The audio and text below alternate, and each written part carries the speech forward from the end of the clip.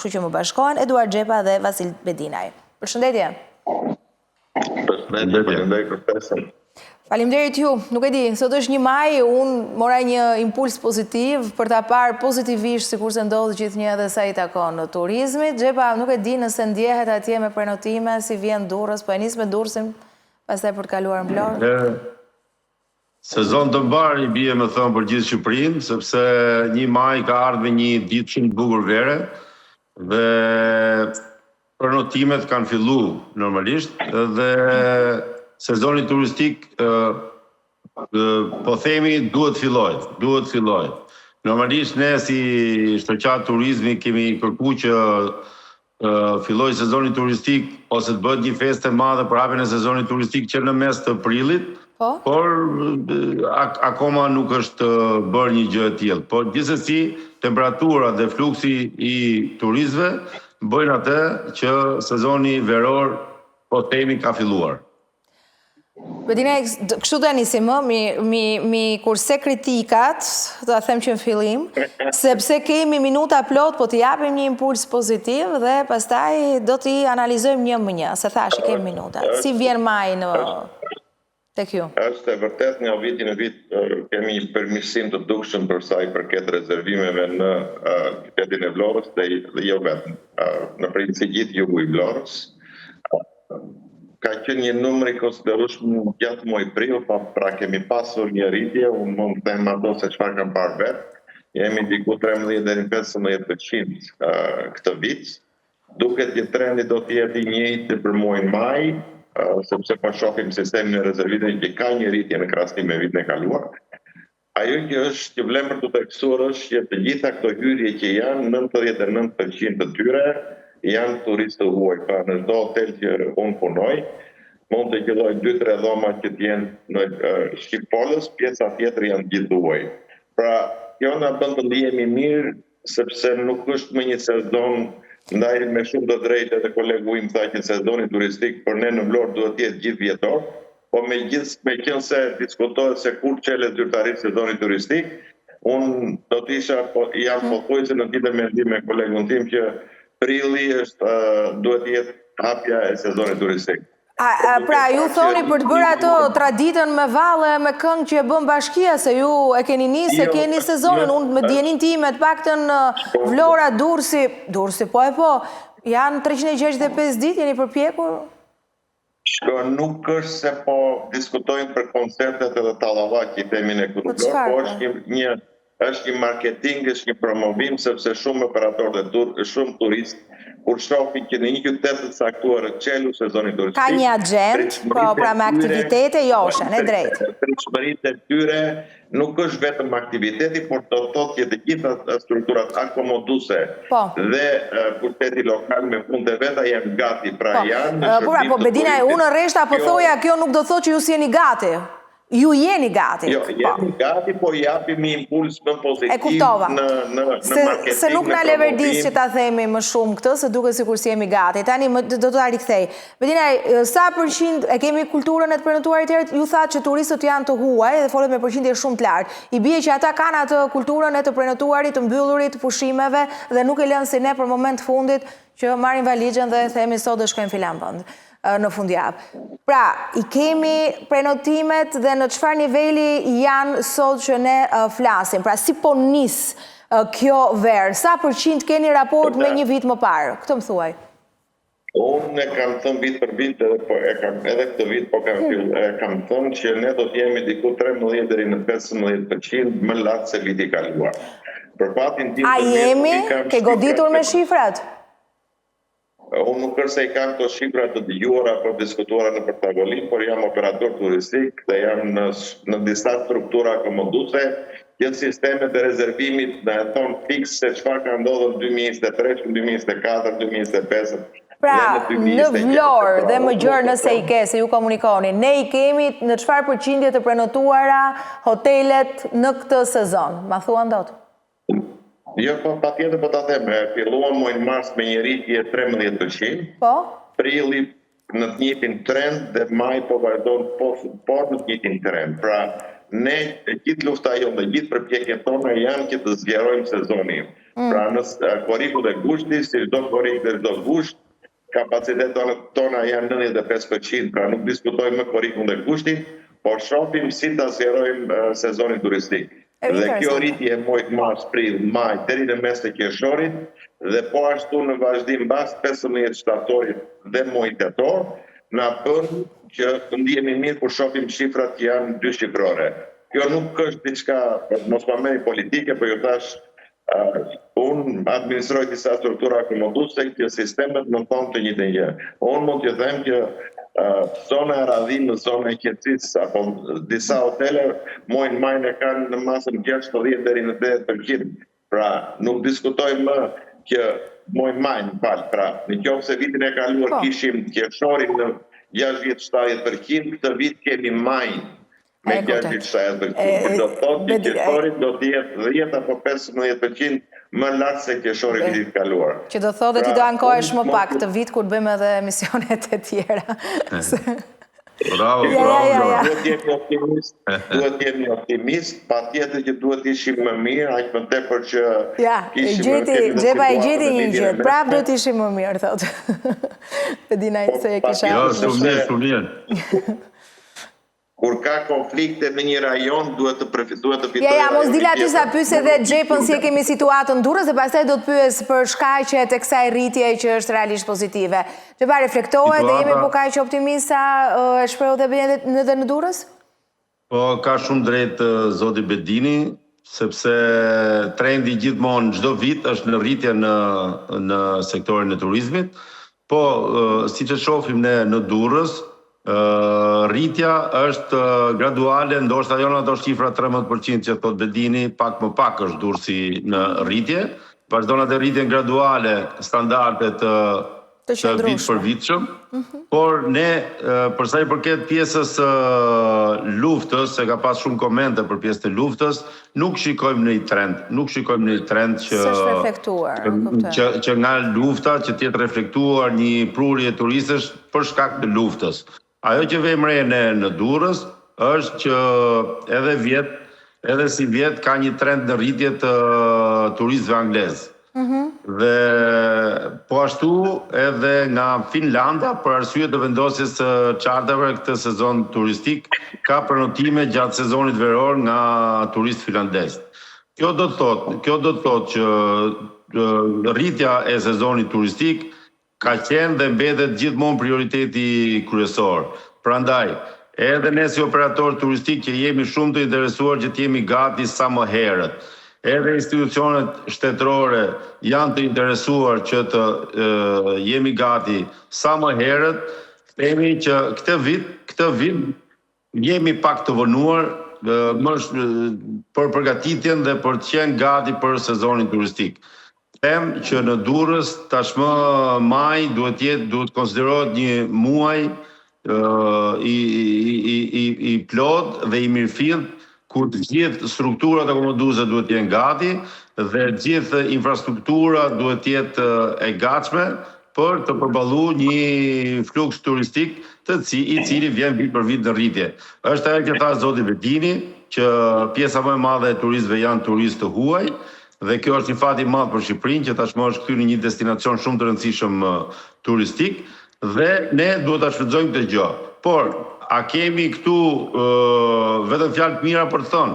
Po, kemi edhe fjalë të mira, po kemi edhe ca vërejtje, ca gjëra që duhet i kemi parasysh, sepse që të bëhet gati një sezon i mirë turistik, duhet bashkëpunim dhe duhet një investim nga dy palët, edhe nga sektori turistik edhe nga shteti.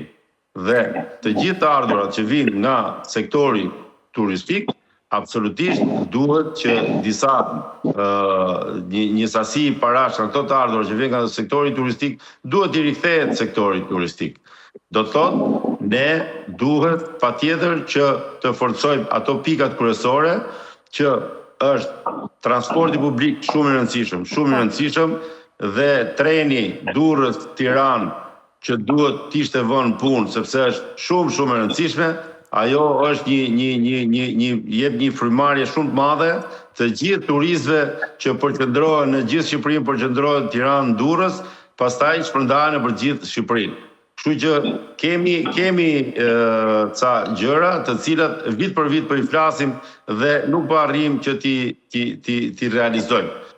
Treni Tiranë-Durrës ka shumë vite që flitet dhe bëhen investime goxha të mëdha në Shqipëri, kuptohet edhe për zhvillimin e turizmit janë të gjithë investimet, edhe për përmirësimin e jetës të vendit, por treni Durrës-Tiranë nuk ka kohë me prit fare. Është kohë e kaluar, e munguar dhe është një problem jashtëzakonisht madhor që ai nuk përfundon.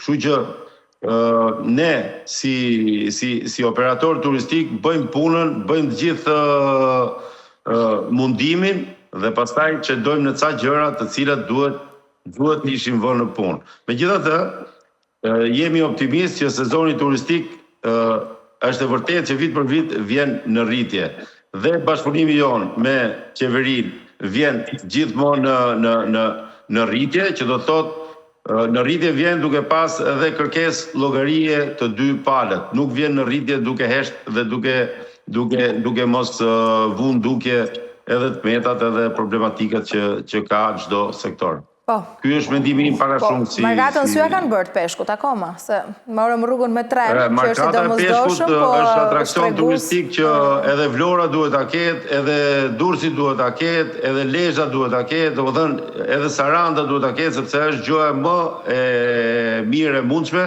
ku ne mund të promovojmë prodhimin ton vendas dhe ku turistët mund të shikojnë atë mrekulli, atë gjë që ka deti Adriatik, që me të vërtet ka një llojshmëri pafund të produkteve të detit.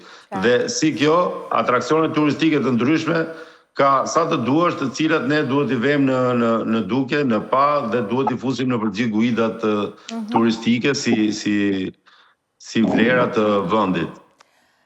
Po ju me çfarë probleme që kemi sezonin atje? Nisëm me tren, do përfundojmë avion se keni dhe hall në aeroportit, Markata, edhe autobuse, ne nisim autobus dhe i bie pastaj gjithë infrastruktura me probleme, megjithatë Bedina, çfarë shqetësime kemi? Shiko, ajo që na bën që të ndihemi jo mirë është që disa punë që i kanë dorë qyteti lokal nuk bëhen në kohën e Durrës dhe nuk bëhen fare. Pra nuk janë punë që kërkojnë shumë angazhim apo shumë fonde, por janë thjesht punë koordinimi dhe punë që duke qenë se ne jemi sektor privat ndonjëherë punët e të tjerëve na duken më të lehta, po vërtet janë më të lehta. Ne i kishim mundësinë, po themi detaj shumë të vogël, është mirator në Këshilli Bashkiak tarifa e plazheve publike duke i kaluar te privati. Nuk është se kemi pasur një konsultim të gjerë grupi interesit me bashkinë. Unë, si kryetari shoqatës jam e kam informacionin shumë të pakët, por përpara se të bëhet një veprim do të ishte mirë që të kishte një konsultim me grupin e interesit dhe për këtë rast më vjen shumë keq që nuk u bën një konsultim i gjerë, po e bën vetë aty brenda dhe vendosën atë që mendimi jon i një pjesë të operatorëve turistik ishte që për herë të parë, duke qenë që pushteti lokal i ka 3 fishuar, se e di shumë mirë, apo 4 fishuar të gjitha tarifat e shërbimit kundrejt biznesit, buxhetin e ka pasur shumë mirë, të ardhurat i ka pasur shumë mirë, fondet të ngellura të papërdorura nga viti në vit. Dhe mendimi im ishte që jo vetëm imi personal, por dhe i shumë kolegët të tjerë, ishte që duke qenë që pushteti lokal për herë të parë, vitin e parë, do të provojë diçka të re, i ka të gjitha mundësi që ta lindë free. Pra do të ishte një moto, do të ishte një kartvizit shumë e mirë, duke qenë se ne se jug fillon sezoni turistik dhe bombardohemi nga portale të ndryshme, çadra kaqe, sezoni aqe, spageti kaqe dhe çmime të shtrejta. Dhe mendimi jonë ishte që pse mos të jetë free, duke qenë që bashkia, pushteti lokal, buxhetin e ka plot, nuk ka arritur ta shpenzojë, çfarë keqe do të kishte sikur ta linte një herë dhe ne të thoshim që plazhet në Vlorë janë pa pagesë. Nuk e di pse u bë kjo gjë, shpresoj të dali më mirë nga ashtu siç e kam menduar, por jo vetëm kjo, ka shumë punë të tjera që do të duhet ishin bërë më mirë, por mbase mirë janë dhe kështu, sepse përsa kemi një rritje nga viti në vit të numrit turistëve që vinë në Shqipëri, do të thotë që disa punë sektori privat dhe pushteti i kanë bërë mirë por ne jemi kërkues dhe duam që çdo gjë të bëhet ashtu siç në intervistën e fundit që kemi realizuar së bashku, ti u shfaqe shumë i shqetësuar për mënyrën se si i bëjnë ndryshime dhe se si e menaxhojnë vijën bregdetare.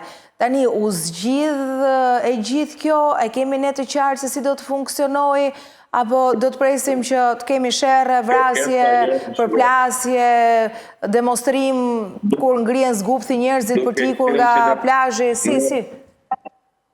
Duke qenë që ne po e shohim turistin se çfarë kërkon. Unë po e lidh edhe një herë me atë që thaja di pak më parë, që kuzhina tradicionale apo prodhimet tona dominojnë. Unë jo më larg se 2 ditë të shkuara kam bërë një sondazh nëpër subjektet e mia, duke pyetur apo duke parë sisteme se çfarë kam shitur. 70% e konsumit në kuzhinat që unë operoj është kuzhina tradicionale. Pra në rast se kam një menu që them kuzhina tradicionale dhe pjesa tjetër e menus është kuzhina italiane apo e përzier, 70% e konsumit që më ecën në këto struktura është produkti lokal. Pra duhet t'i lëshojnë fort, sepse duke parë që në një strukturë 99% e klientëve janë të huaj, patjetër ata kanë ngatur në një vend për herë të parë, po vizitojnë Vlorën për herë të parë dhe patjetër duhet që të testojnë dhe kuzhinat dhe produktet tona që kemi këtu në këtë vend. Nuk vjen një francez apo një anglez si do të edi në Vlorë për të ngrënë pasta italiane. Shkoni hanë Itali, nuk ka pse janë Vlorë.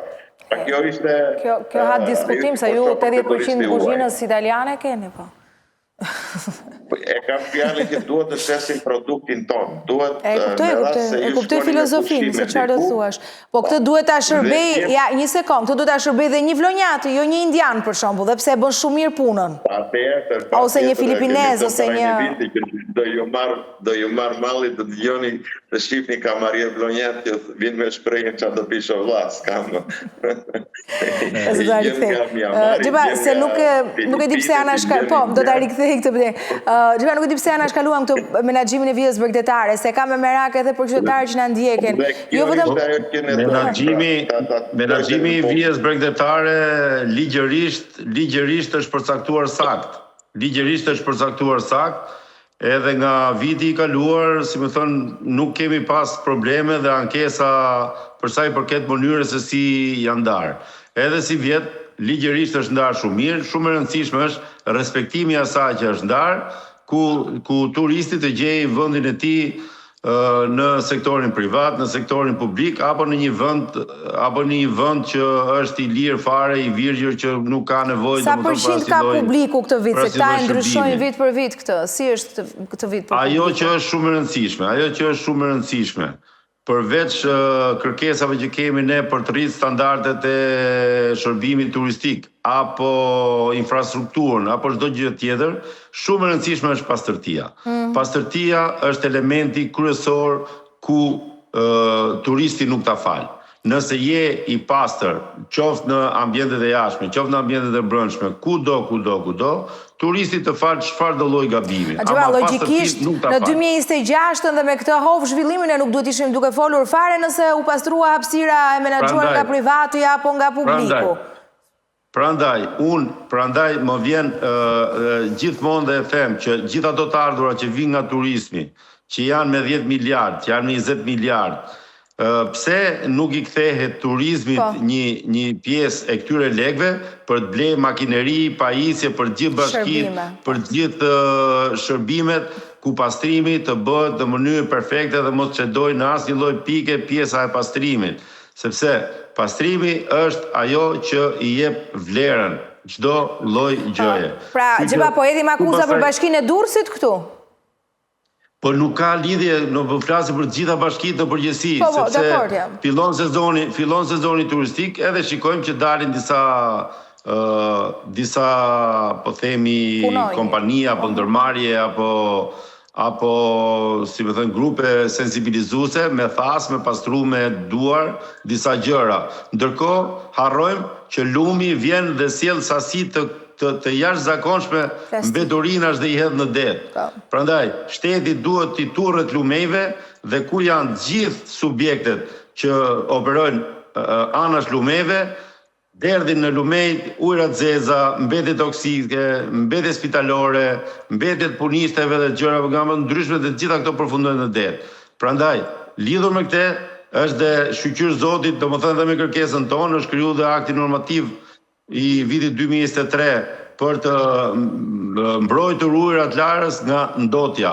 Dhe për këtë arsye është kërkuar dhe vendosja e impianteve të ujrave të zeza nga operatorët turistik të cilët nuk janë të lidhur me kolektorin kryesor të kanalizimeve publike dhe normalisht si nga konstatimet që kemi ne, lumet janë docit kryesor të ujrave larës. Gjeba, kishe një kritik për atë që pam në lajme gjatë këtyre ditëve që keni patur ekipet ministrisë, linjës e të tjerë që erdhën dhe pastruan aty, kështu e kuptova u? Jo, ideja është që pastrimi sensibilizues është gjë shumë e mirë dhe sensibilizon gjithë komunitetin që nuk duhet ta ndosin ambientin. Por normalisht mirëmbajtja me pajisje, makineri dhe punëtor në mënyrë të vijueshme dhe të rregullt është e madhe shtypit. Se ne mund dalim dhe mund bëjmë një pastrim sot, por nesër bëhet pjesë prapë. Prandaj vijueshmëria dhe domosdoshmëria e pasjes së të gjithë bashkive të pajisura me të gjithë makineritë e nevojshme dhe pajisjet e nevojshme, besoj që është një gjë shumë e mirë. Prandaj po them që buxheti i shtetit nuk e di se si, po të ardhurat të turizmit duhet të rikthehen në shërbim të turizmit. Gjithashtu dhe për impiantet që diskutohet. Impiantet janë hallë vete, për Durrësin, duket sikur ne e kalojmë pa vëmendje, po ato janë problem imediat, ose disa përqind, sa përqind është zgjidhur deri tani, se duket sikur flasim, sikur ka projekte dhe pastaj sërish kemi pikpyetje për cilësinë atje dhe kjo ju dëmton të gjithëve. Vit për vit ka përmirësime. Bashkia e Durrësit, paktën që unë njoft, është 100% angazhuar për të bërë maksimumin e mundshëm dhe vit për vit ka përmirësime. Por unë jam ke pjesa këtu që me një llogari të thjeshtë, të ardhurat e turizmit duhet patjetër që të rikthehen një pjesë turizmit, sa ato mund shkojnë për bërje rrugësh, për hapje tunelesh, mund shkojnë për çdo gjë, të cilat pretendohet që janë në shërbim turizmit. Ama turizmi ka nevojë imediate direkt në infrastrukturën e tyre për investim. Kështu që lidhur me këtë është hyn edhe investimi që duhet bërë në të gjithë impiantet e përpunimit të ujrave të zeza të gjithë qyteteve turistike, ku në sezonin turistik ka mbi popullim. Dhe ajo që Zoti Bedinaj e din shumë mirë dhe të gjithë operatorët turistikë e din shumë mirë që në sezonin turistik pjesa më e madhe dormuese e turistëve janë që vinë me Airbnb. Dhe këto që vinë me Airbnb e para punës shteti nuk mbledh asnjë taks për këto struktura që nuk janë të legalizuara dhe e dyta janë kthyer në një shqetësim të madh për komunitetin. Në një pallat banimi, gjysma e pallatit është Airbnb dhe gjithë banorët aty përballën ball për ball me një shtëpi ku kanë hyrë 6 të ri, të cilët dalin me rroba banjo, pa rroba banjo, bëjnë zhurmë, bëjnë festa, bëjnë lloj-lloj gjërash dhe nuk ka njeri që ti thot pse, që ti ndaloj. Kemi informacione nga operatorët turistik që edhe policinë e ka lajmëruar dhe policia ka thënë që s'kemi çfarë të bëjmë se janë të huaj ata. Dhe ata që kanë të huaj dhe mund të bëjnë çfarë të duan, mund të bëjnë lloj-lloj skenash, mund të bëjnë lloj-lloj gjonash, ai tjetri ka shtëpinë aty, jeton në pallat dhe si mundet që ti krysh aktivitet ball për ball atij që ka shtëpinë aty. Kjo duhet rregulluar me ligje. Më besosh probleme edhe në Tiranë, është kthyer në problem social. Problem social. Do një zgjidhje kjo punë, do një zgjidhje shumë shteti është dieni që është munduar t'i licencojë, është munduar që edhe me Booking dhe me Airbnb të krijojë marrëveshje bashkëpunimi që gjithë klientët t'i kërkojë një licencim, një NIP, një diçka, por që mendoj që nuk mjafton. Ne kthejmë pak tek roli i bashkisë atje. Si po punohet? Ka në një premis për të investuar me drejtë, përmendi disa herë Xhepa që parat që shkojnë në kuadër taksave duhet kthehen në shërbime dhe duhet përmirësuar i gjithë kjo, nuk e di se sa reflektohet në Vlorë, Vlora në memorien time edhe të ndoshta të tjerë personave që i duan kafshët na ka lënë një shije të hidhur kohët e fundit me atë vendimin, po ajo është një çështje tjetër. Puna është që përveç ekzekutimit kafshëve po bëjnë një gjë tjetër? Unë mendoj që Vlora paraqitet shumë më mirë nga sa ka qenë vitet e kaluara. Projektet janë pafund, investime ka gjithandej. Zona Radimës është drejt përfundimit të vazhdimi lungëmarrësisht të Vlorë që shkon deri afër Orikumit, afër portit Jatave që ne i themi. Aksesi në pjesën e jugut po ashtu. Marina e Vlorës po ashtu. Pra nuk kanë munguar nga ana e qeverisë qendrore investimet të Vlorë. Ajo që ne kemi pasur shqetësim gjatë gjithë kohës është edhe kjo që ju thatë pak më larg. Unë jam një taksapagues dhe jo i vogël këtu në Vlorë, për kompanitë e mia të taksat e pushtetit lokal, po kur shoh që disa vendime merren dhe këto taksa ikin pa lidhje, nuk na bën që të ndihemi mirë. Duke lidhur me atë që ju thatë pak më lart për trajtimin e qenëve në qytet. Pra nuk kam asgjë me trajtimin, po mënyra se si po e trajtojnë të çështje me numrin e tyre, me qerat që paguajnë e shumë më lë një shije shumë të hidhur. Pra, le ta çojnë atje ku duhet ta çojnë, unë jam një vetëm, apo mund të jemi disa që kemi një mendim kundër, por në fund të çdo gjëje secili mban përgjegjësi për atë që bën. Pra ka nisma, po thoni ju, po paguajnë para për të mos edhe nuk do zgjidhet kjo çështje e kafshëve, se shiko, nuk është mirë që të kesh kërcënime apo të kesh kafshët në 2026 të pa trajtuara në rrugë, nga të dyja anët, se ne, pra, si nga mënyra si ndjen turistët, si nga mënyra se si trajtohen kafshët. Aida, unë kam lokale që edhe kam marrë me qira dhe kam dhënë me qira, po shifra 2.000 euro në muaj për të marrë një ambient me qira në një zonë që është diku të 20 km larg Vlorës në një fshat, mua më duket një shifër që ku i do t'i thoje nga jo zona atje që ta jepte dhe tokën falas, do ta jepte për një periudhë të pacaktuar. Qoftë edhe mua që kam edhe unë toka andej. Por të më raportosh mua një tokë që është 20 km larg Vlorës, qiraja asaj toke me 2.000 euro në muaj është njësoj si të pagosh i lokale. Do përdoret për trajtuar kafshët, ë? Po tani mos të hymë se ka shumë për të shiruar, por le t'i kthejmë asaj që kemi për të sezon. Duke diskutuar për projektet, unë mendoj, po jam shumë optimist që investimet në Vlorë në 2-3 vitet e ardhshme do të fillojnë të shfaqin atë vlerën e tyre. Në mbas 3 vjetësh ne do të shohim struktura akomoduese nga më të mirat, prende, çejme. Po kjo është një strategji që duhet i përgjigjemi me punën dhe mënyrën e infrastrukturës nga bashkia. Këtë kemi hall, se që këtu ka dëshirë për të investuar, kjo është parë, bëhen takime në nivelet më të larta, po puna është tani si do të ecim bashkë këto për ta zhvilluar ashtu siç duhet se. Ju keni kërkuar një autobus, ka 2-3 vite që ne bashkëbisedojmë së bashku sepse përfaqësoni shoqatën atje me xhepën e të tjerë. A ju a ka sjell njëri autobusin atje? Këtë më thuaj. Asnjë autobus, siç kemi qenë ashtu jemi. Pastaj ti del, mi merr minutat mua duke thënë që këtu do vim brende, po të vim pra brende, po puna është a do rregullojmë ndonjë gjë këtej? Do rregullojmë shoqë, do rregullojmë, po një nga një.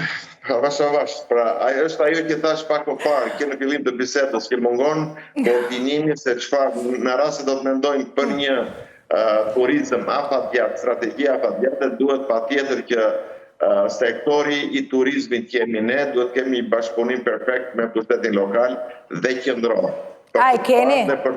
Kanë bërë një gjë që jo, mungon, patjetër mungon. Këtë e them me shumë bindje, sepse nuk di që në strukturat e bashkisë lokale të ketë grup diskutimi sektor privat, sektor shtetëror, të shkëmbejnë ide dhe për të thënë që kjo punë duhet bërë e para dhe kjo e dyta, kjo e treta, kjo e katërta me radhë, por ata kanë vendosur që me ata njerëz që kanë marrë atje brenda që s'kan lidhje fare me turizmin, japin zgjidhje. Pra, por kjo nuk duhet na bëjë ne pesimist në këtë që bëjmë.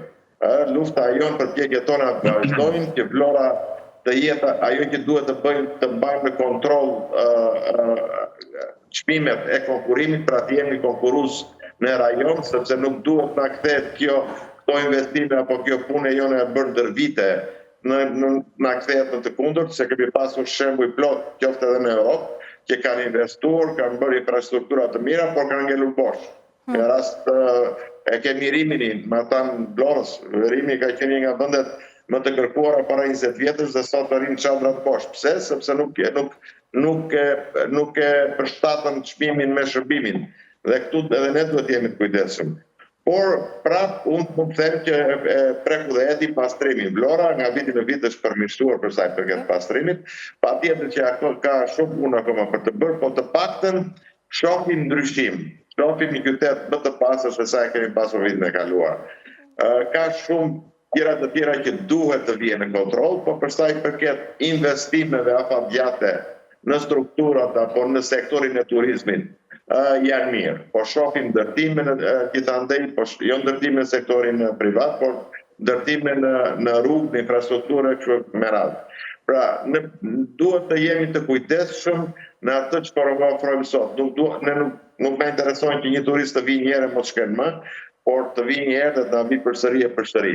Ky është turizmi.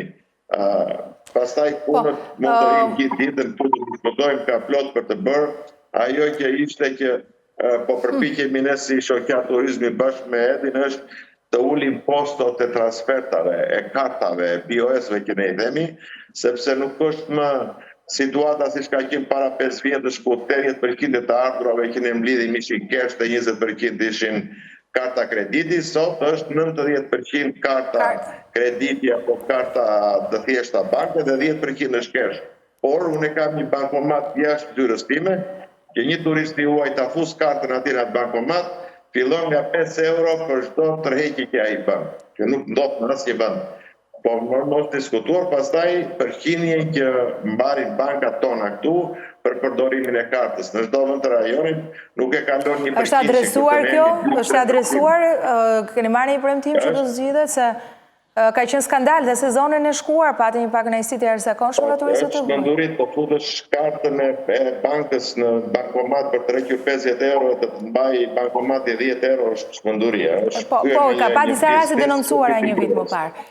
Xhepa, mund zgjidhet? Po presim një përgjigje. Me kamerë, të ta qoj live, të rëq 50 euro dhe ke për të parë që do të mbaj diku nga 5 deri në 10 euro. Ashtu? Po flasim pastaj që transakcione që ne bëjmë, se duke qenë që gjithë turistët janë të huaj dhe nuk mban një rikesh, 90% e të ardhurave tona janë të gjitha me karta krediti apo karta banke. Dhe në strukturat e mia, unë më bëhet 1.8%, duke qenë se kam pasur një marrëveshje për shkak edhe të qarkullimit të shumë të fluksit të qarkullimit që kam, më kam bërë ofertën më të mirë. Kjo është tjetër gjë, se kjo është privatisht se çfarë bën, ndërkohë po flasim për standard. Xhepa, a beson se mund zgjidhet këtë sezon? Me informacionet që ke? Kam përshtypjen se ne si shoqate kemi bërë kërkesën për uljen e përqindjes së POS-ve, të përdorimit të POS-ve, dhe Ministria e Sipërmarrjes, me sa di unë, ka bërë një takim me Bankën e Shqipërisë dhe janë në tratativa për t'i vu një limit, një çmim tavan gjithë bankave të nivelit 2, që gjithë posët për biznese mos kalojnë vlerën e tarifës 1.2%. Kjo do ishte një gjë shumë e mirë, sepse siç tha dhe Bedinaj, janë rritë shumë, do më thëmë përqindje e pagesave me kartë, dhe ne na kushton shumë në fund muajit kjo gjë. Megjithatë, çfarë është e rëndësishme për ta përmbledh në makro gjën. Sektori i turizmit në Shqipëri ka një zhvillim të jashtëzakonshëm, sidomos këto 4-5 vitet e fundit, dhe kjo vjen si pasojë një bashkëpunimi shumë të mirë të operatorëve turistik dhe të bizneseve private me struktura shtetërore, me thënë të drejtën, ka qenë një kërkesë e dy palëve për të zhvilluar. Tashi ka sa dush punë për të bërë, por që kjo po ecën në rrugë të mbarë. Tashi ajo që ne duhet dhe kemi kërkuar dhe duhet të ngulim këmbë fort është në prodhimin vendas, domethënë zhvillimin e bujqësisë, të blegtorisë dhe të peshkimit.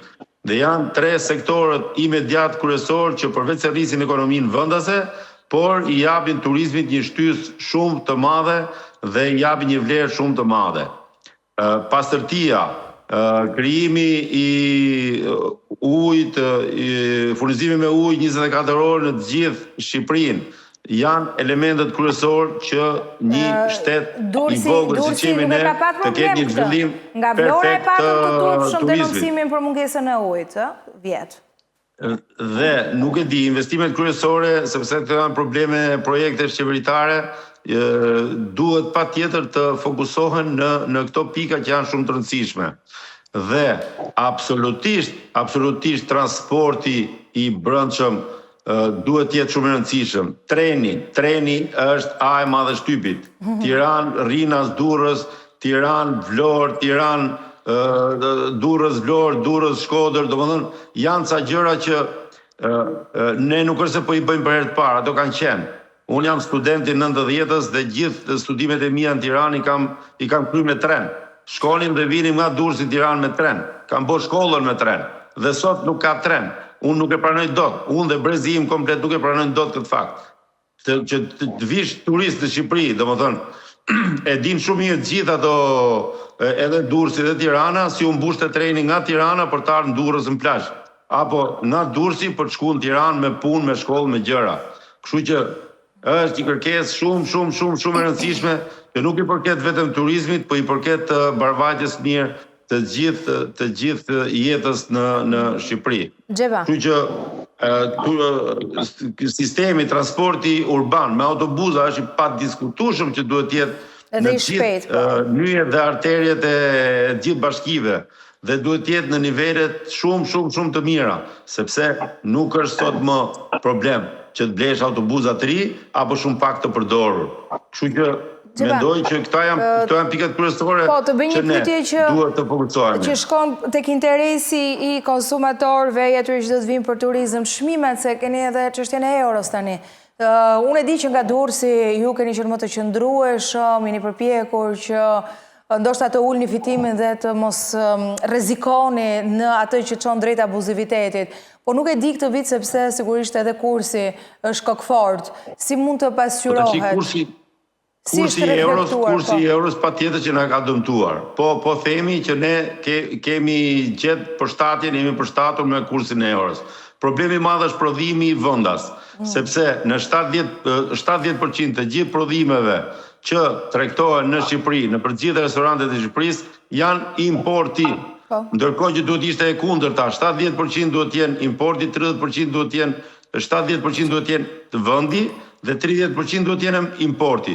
Prandaj, që të ulen çmimet në Shqipëri duhet që të rritet prodhimi vendas, sepse nëse ne bazohemi tek importi, do jemi gjithmonë që një qytetar, jo turist, po dhe një qytetar shqiptar që shkon në një supermarket për të bërë pazar, është gati 40% më shtrenjtë se sa po të blesh të njëjtat gjëra në Itali. Do thotë ushqimin dhe hotelin në Durrës do ta marrim dhe 40% më të shtrenjtë sa që është në market? Po tash paralelisht shkojnë ata, paralelisht, se kryesisht po flasim një herë për restorantin.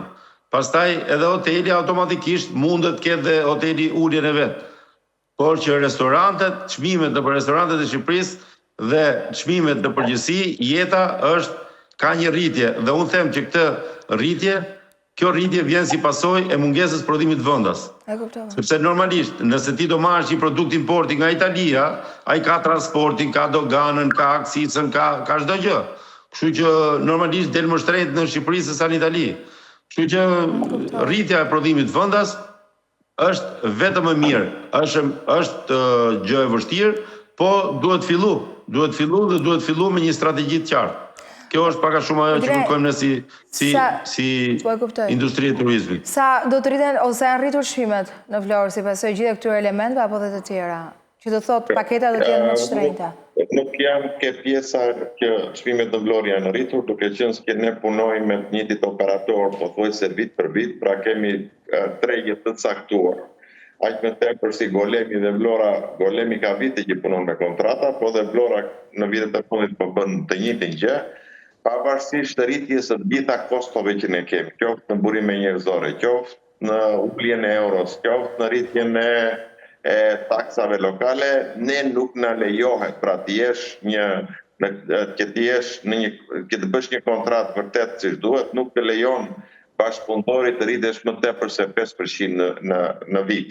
nëse i thua ti që çmimi vitit kaluar për një dhomë, po them ka qenë 100 euro, më ta bëjnë 110, besh që sharak të nuk je serioz. Sektori turizmit këtë marsh rritje mund të ketë nga viti në vit. Ajo që ne kemi bërë që të përfitojmë apo të humbasim sa më pak, është rritja e sezonit. Në rast se para 3 vjetësh punonim 100 ditë, tani kemi shkuar në 120-130 ditë. Dhe kjo na ka bërë të mundur që të kompensojmë humbjet që ne kemi pasur për ato që është pak më lart. Pra, nuk ka, kjo është abuzim të thuash një hotel serios në Vlorë, nuk po flas për apartamentet e Airbnb që ta dhe edhe janë të pa kontrolluara, por strukturat që janë në këtë fushë dhe mendojnë që të vazhdojnë në këtë industri, nuk mund të bëhet që sharakët të rritë çmimin nga 20-30% për një dhomë hoteli nga viti në vit. 5% është ajo që na lejohet, 5% do të libri i turizmit, më shumë se 5% bësh... është rregulluar, po, është interesante kjo, se qytetarët arrin të ndajnë abuzimin nga ajo se çfarë është investim serioz dhe kohë gjatë, pra që zgjat, është koherent. Tani, Betina, çështjen e shërbimit nëpërmjet punonjësve, si e keni zgjidhur? Zak Topuzi, për disa të herë përmend që duhet të kthejmë shqiptarët që punojnë kryesisht në Greqi. Duhet që shteti nëpërmjet parave të mundsojë dhe ato kohë që janë pushim të ketë një subvencion edhe të mundsojë qëndrimin këtu, se rregullon pastaj atë zinxhirin e bujqësisë etj, se mund të jenë nga zonat rurale dhe çështja e popullsisë ndryshon. Tani, çfarë realiteti kemi ne në Vlorë? Se këtë që thotë Topuzi ne nuk është se po e shohim si politik që mund ta zgjidhin dhe pse është thirrje her pas here. Tani, çfarë realiteti kemi në Vlorë? Këtë më tregon. Dhe na u tha që nuk do të bëhet në një të afërm në vitet... Pra, e keni negociuar së fundmi dhe keni marrë përgjigje për këtë, që është tezë që unë e zolla si tezë mediatike. Për këtë vit apo vitin e ardhshëm nuk do të ketë një reformë të tillë, kërkesa ajo ka qenë e vazhdueshme, unë mbaj në 10 vjeçarin e fundit, është vetëm një mënyrë që ne të mbanim punëtorët apo burimet njerëzore të mbanim këtu apo të siguronim një punë 12 muaj. Nuk dikur pretendonim që apo kërkesa jonë që të ishte 6 muaj, tani kemi duke qenë që sektori apo koha e turizmit u zgjerua, kemi arritur në 4 muaj, pra kemi bërë kërkesën që 8 muaj të mbajmë vetë, dhe 4 muaj të kemi një farë subvencionimi nga ana e... Po duket interesante kështu, nuk e di çfarë e pengon.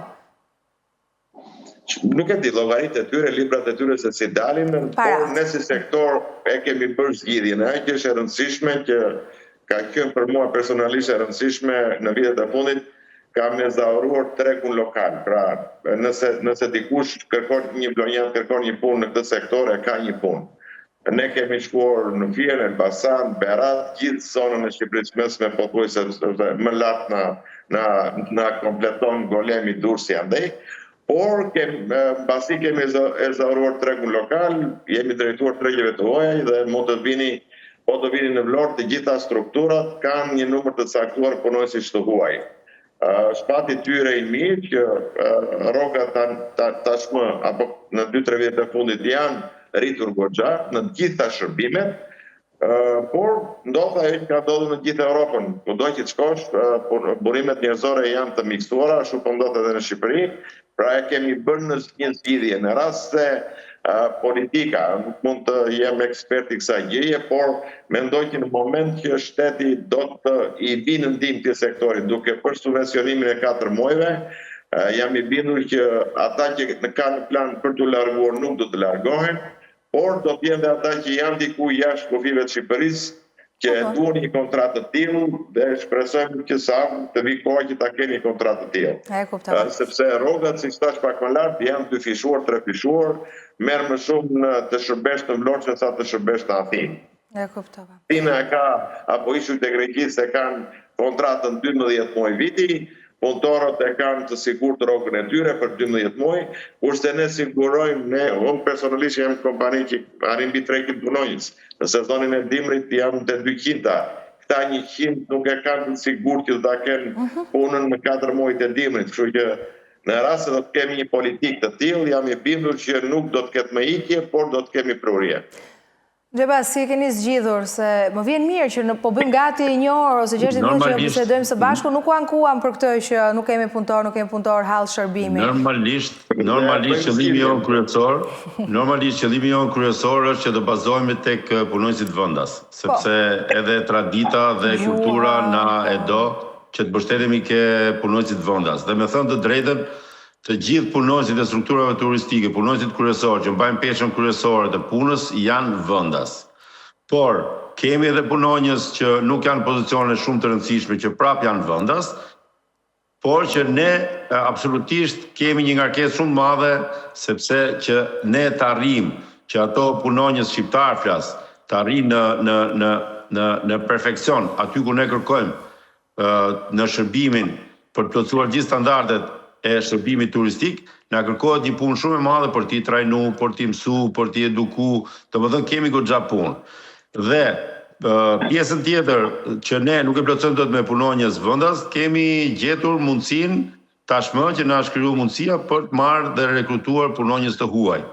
Dhe punonjësit të huaj, pavarësisht që kanë një edukat pune, pavarësisht që vinë për të punuar, pavarësisht që vinë me kontratë, dhe ata kanë nevojë për trajnim, sepse nuk janë në pozicionet e duhura ashtu siç pretendojnë në për intervista apo në për CV-t e tyre që shkruajnë. Kështu që ne kemi një ngarkesë shumë të madhe lidhur me trajnimin dhe edukimin dhe mirëmbajtjen e punonjësve. Që do të thotë, është e drejta që tha zoti Bedinaj, se po të shohësh industria e turizmit në 50% e saj apo 60% e saj në sezonin e dimrit minimizojnë punën apo edhe mbyllin fare. Kështu që është e nevojshme që minimalisht personeli bazë duhet ketë një siguracion dhe një pagë minimale dhe gjatë periudhës së dimrit, që duhet jetë një subvencionim nga shteti.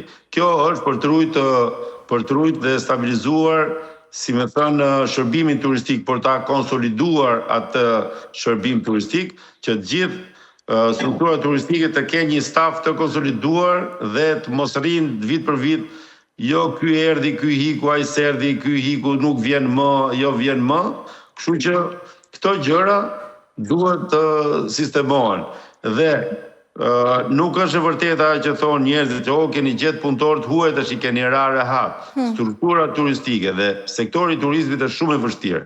Vetëm ne që punojmë në këtë sektor e dimë se sa i vështirë është që edhe gjumin nuk e bëjmë rehat. Kështu që nuk është një industri shumë e vështirë, është një industri shumë e vështirë që ka nevojë për impenjim dhe ka goxha shpenzime dhe ka goxha është delikate gjëva. Si më thënë përkushtim. Kështu që shpresojmë që jemi në rrugë të mbarë në kuptimin e fjalës që turizmi po zhvillohet, domethënë edhe puna dhe mundi që kanë bërë gjithë operatorët turistik në Shqipëri. Shpresojmë që nuk po i shkon kot dhe, si më thënë, është në zhvillim. Prandaj duhet ta mbajmë fort këtë industri turizmi që kemi krijuar me shërbimin, pastërtinë dhe prodhimin vendas që janë pikat kryesore të kësaj industrie. Pra, nuk kemi sot që ta mbyll dhe ju të riktheheni punës. Nuk kemi sot një shifër se sa punëtor na mungojnë, ë? Duket, pra, kështu e kuptova unë, jemi në Bedina? Nuk është se kam një shifër konkrete reale, por di që jemi mangut dhe ardhja e punonjësve të huaj që kemi pasur nga vendet tjera, sidomos me ata lindjes mesme, na e kanë shtyr me një muaj për shkak të shtrejtimit të biletave të avionit. Pra, shpresojmë që ata që ishin për 15 prill për të ardhur të na vinë deri në 15 maj, i mbajmë gishtat kryqur, në rast se do të kemi vonesa të tilla, do të kemi probleme. Atëherë po sinjalizojmë diçka. Do të largohen. Është një kohë fantastike në Vlorë, plazhet janë pothuajse pastruar gjithandej nga Vlora deri në Rikum. Jemi gati, lëshoni dhe hajde në Vlorë të kaloni një fundjavë të mirë. Edhe Durrësi është komplet i pastër, është komplet një kohë fantastike, deti është si liqen, edhe njerëzit kanë ardhur gjithë në Durrës. Është dhe më afër Durrësi, nga Tirana, nëse i referohesh Tiranës, po jo. Ka një shtrirje shumë të madhe dhe ka një sipërfaqe rëre të admirueshme domethënë. Bëm si garë këtë, tani Durrës është më lirë, në Vlorë është më shtrenjtë, nafta është drejtuar, po kjo s'do thotë që s'do... Jo, te nuk ta pranoj që Durrësi është më lirë e Vlora është më shtrenjtë. Leti ballafaqojmë çmime. Po. Jo, Vlora mirë është, nuk është keq, shumë mirë është. Jo, se po e vazhdu kështu e nis nga fillimi i emisionin, Bedinaj. Për te i kësaj, faleminderit edhe për këto emocionet në fund. Sezon të mbar. Punë të mbar ju dhe shpresoj me lajme të mira. Faleminderit. Mirë pafshim. Faleminderit.